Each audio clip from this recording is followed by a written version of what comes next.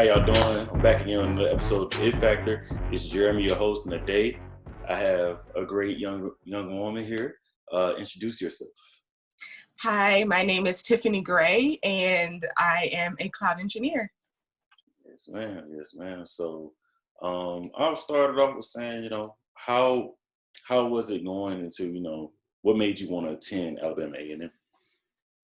Honestly, family legacy is really how it started. Just like any other person who goes to a HBCU, you had an aunt or an uncle or your mom or dad even. So for me, that's where it started. And they offered me a scholarship, so that's always good. So I took the chance and went to A&M for that reason. Okay. That's awesome, man. That's awesome. Kind of happened with me too. My cousin went to Clark. So Okay. when Clark, he came and brought me to visit and stuff because I'm from South Georgia. So when I came up to visit, I was like, I like this school. It seems all right, And then I went to some more things, visit some other colleges. I was like, you know what? That's for me. Like, I think that Exactly. Yeah. It worked out good. So you are right about that. I do. Yes. I mean, I love A&M. I mean, I met some pretty amazing people at A&M that are still a part of my life today. So I will always be in debt to A&M for that. Gotcha. Yeah, I'm saying with Clark, man. So, so what made you want to major in computer science? Honestly, it kind of happened like by chance because I've always been kind of tech savvy, if you will. I've always been interested in tech. I went to like a magnet high school. So I started out very early, but I didn't know that is what I'd want to do for my work. So I ended up going to an open house as a freshman because I was one of those undecided freshmen because I had no idea what I wanted to do. And honestly, I was intrigued by the professor that kind of told me the work that they do. And I was like, this looks like this will be challenging.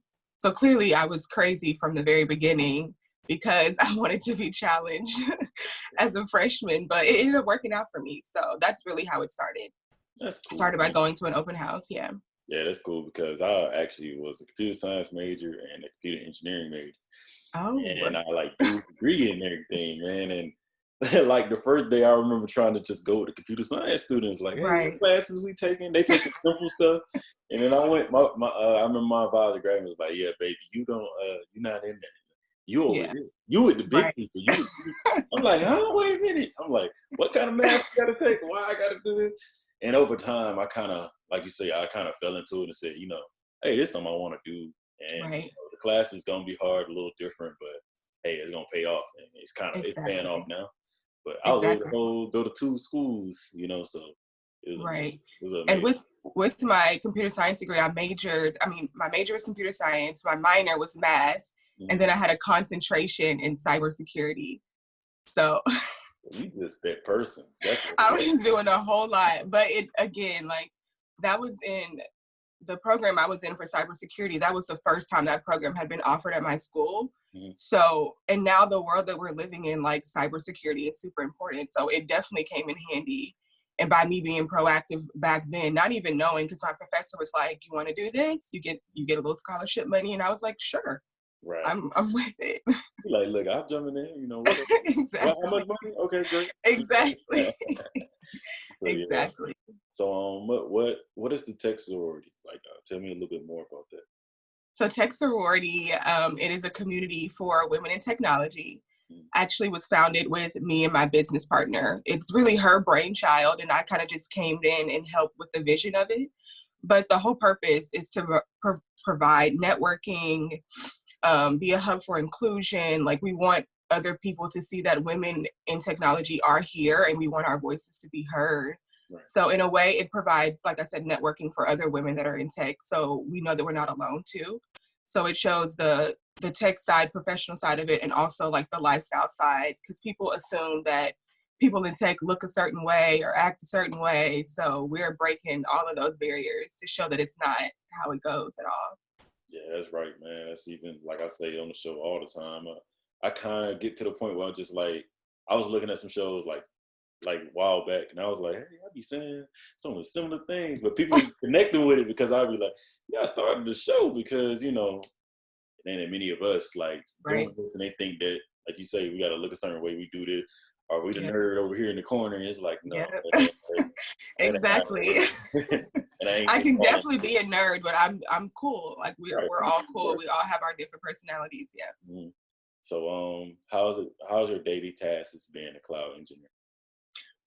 Honestly, they change. Day-to-day tasks are always changing. Being a cloud engineer, you definitely have to be well-versed. Again, that's where that computer science, mathematics, and cybersecurity come into play.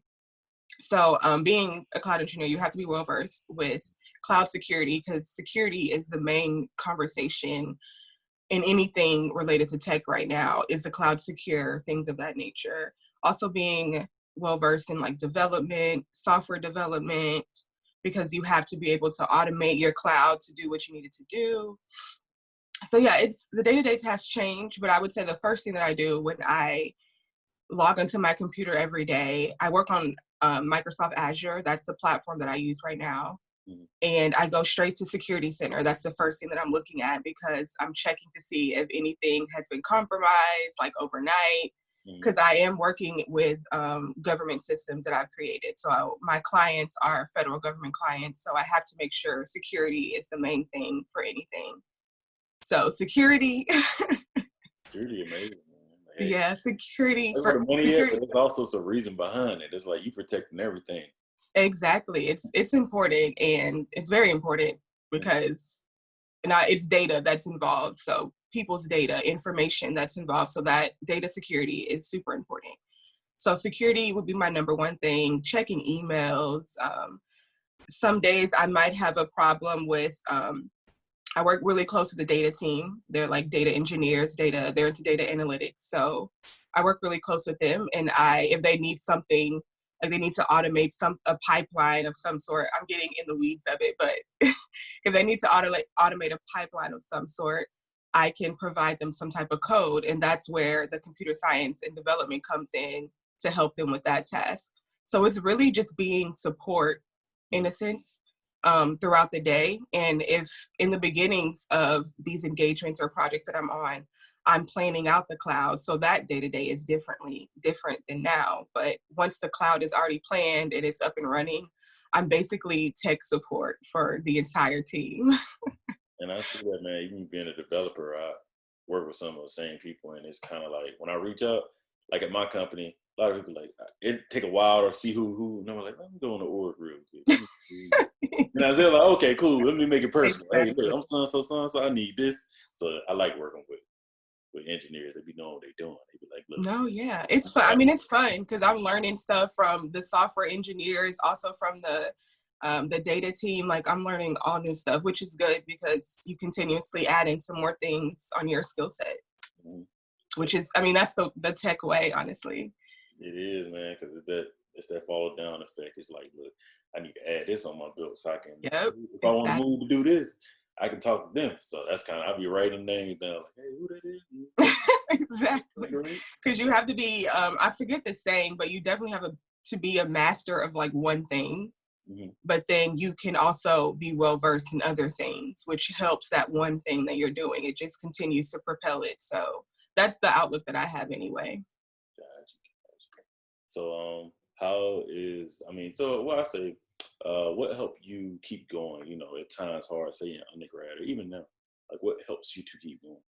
I would say in undergrad, I definitely didn't know half of the stuff that I know now in undergrad. But in undergrad, it'd be my family, because that was what made me go to the school. That was not what I was doing it for, but that was my backbone at the time. Like that was the support that I had, my family. And today I would definitely say, because I love what I do, like what keeps me going is knowing that whatever action that I take or whatever action that I do, there's going to be something that falls behind it. So if I want the good, I have to continue to push and push and push for the good. So that is honestly what has helped me continue to go. And also tech sorority, my community, it's so many women out there who are not able to push. So being an example for other people is always good.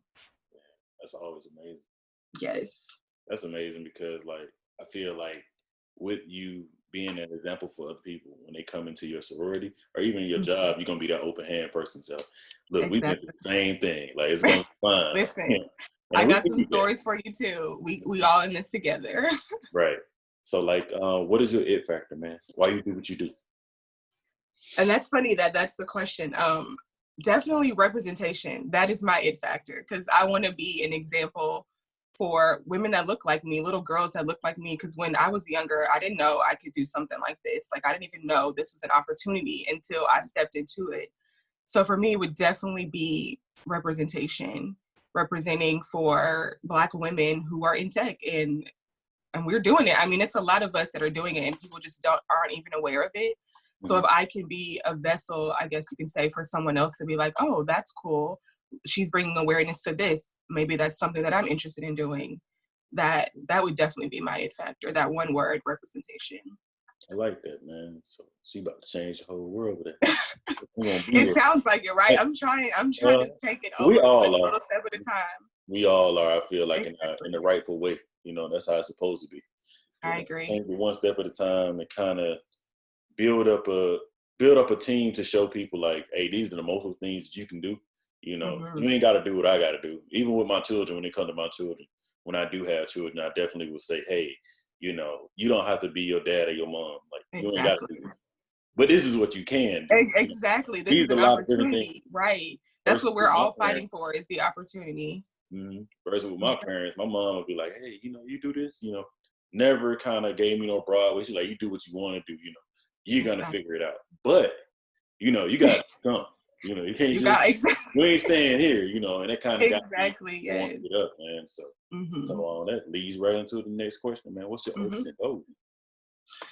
Ooh, that's a fully loaded question, honestly, because I have a lot of goals, but ultimately, I would love to like step into a position as like chief technical officer of some big company or something like that, and literally taking tech sorority right with me during that too. Like, if I could do that, that would be amazing, because I've done not a lot of jobs, but I've already done a few jobs within the first 6 years of my career. So cloud engineering has always been the focus, but consulting, of course, is what I'm doing now as a cloud engineer.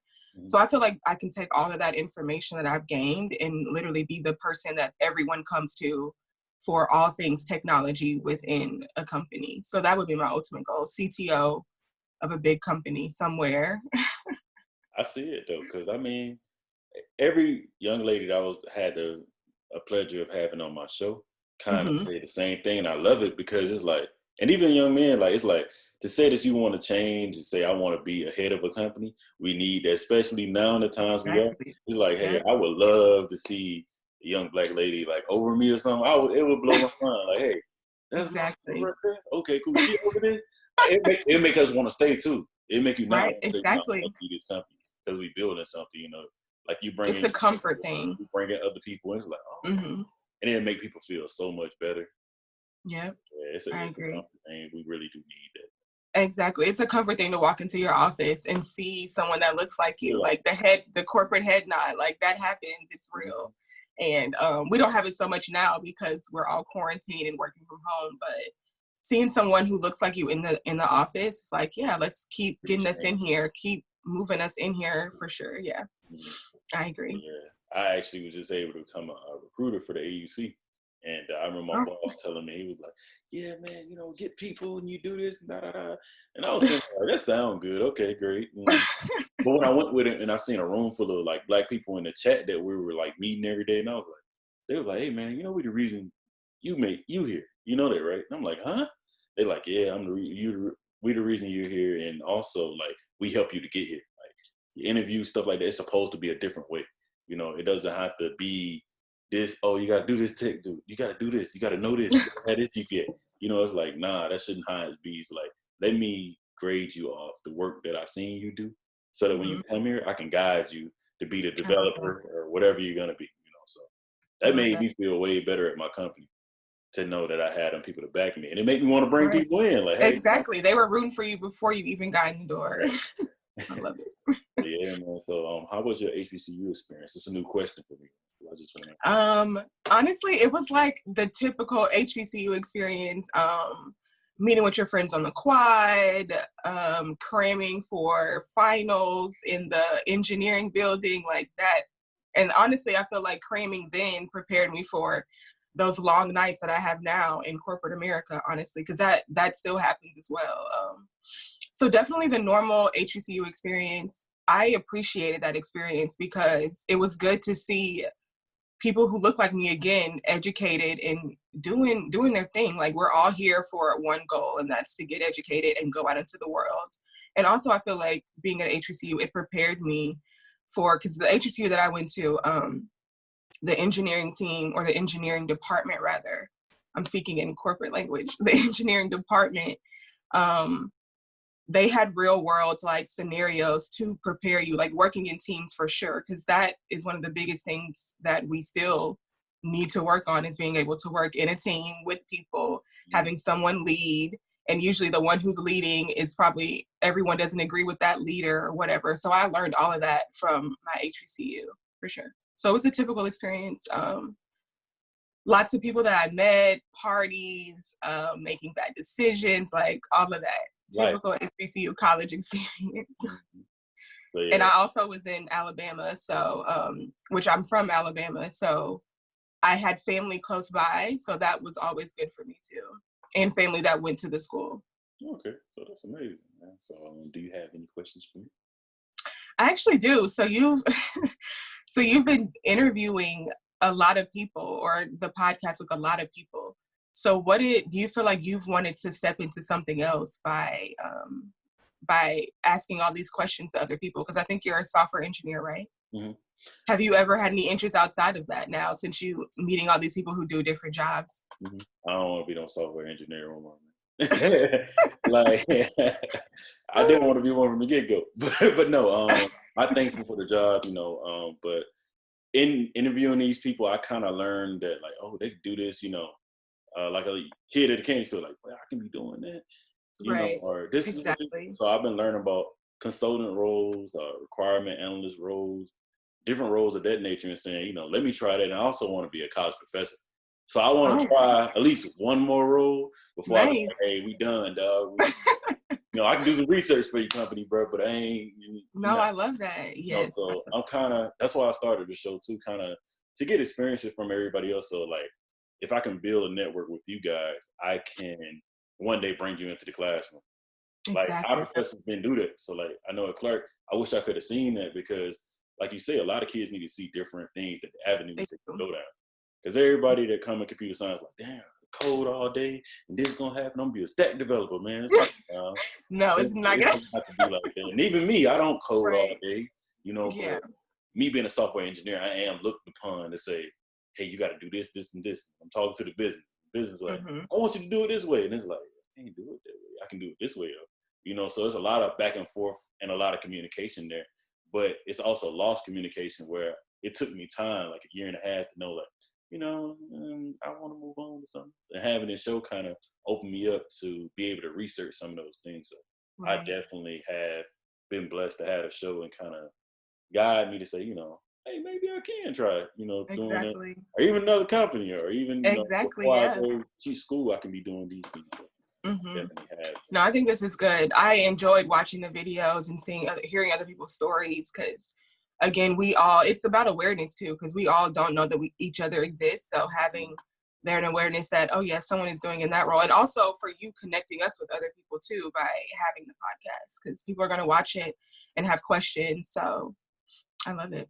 So thank you, man. Thank you for the day. Thank you for having me. And I would like to say, it's another episode of It Factor. Anybody you want to shout out? Any person? Any people? Shout out. I don't have anyone I want to shout out, but I can give my information, my Instagram, and also my company, Tech Sorority, is Tech Sorority on Instagram, just straight up Tech Sorority, and my IG is tiffanynick.co. Ooh, great. So she just dropping it. She like, look, follow me. I'm gonna get you a job. Maybe so. Maybe so. So y'all heard that subscribers. She said she's gonna help y'all get a job. Don't hit me up though. Let me stop. I mean, I have some connections. It's about network. It's about who you know. Amazing. So I know some people. You might know some people. We can make something happen. Like, look. Exactly, for sure. Yeah, thank you so much for giving me your time, and I look forward to working with you soon. Yes, for sure. Thank you. Have a good one.